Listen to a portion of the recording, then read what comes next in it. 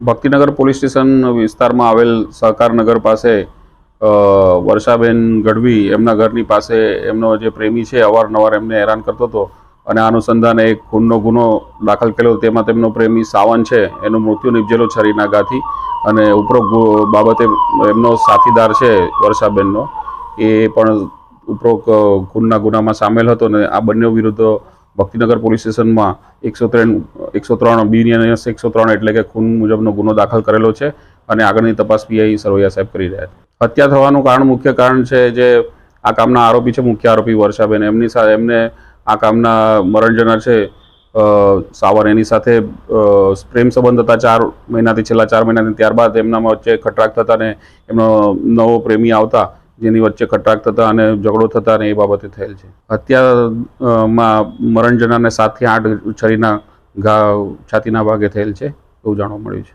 અગાઉ એમની વચ્ચે માથાકૂટ બોલાચાલી થયેલી આ બાબતે, સંબંધ ન રાખવા બાબતે એવું જાણવા મળે છે. હા, અગાઉ આ કામના જે આરોપી છે વર્ષાબેન એમની સાથે આ કામના મરણ જનારનો ઝઘડો થયેલો સાવનનો અને એ બાબતે ગુનો પણ દાખલ થયેલો સાવન વિરુદ્ધ અને પોલીસે એમને અટક પણ કરેલા.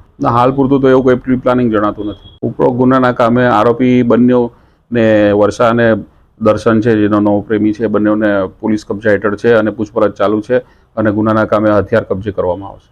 સાંજ સમાચાર ફેસબુક પેજને લાઇક કરો, વિડીયો શેર કરો અને વધુ વિગતવાર સમાચાર માટે sanssamachar.net વિઝિટ કરો.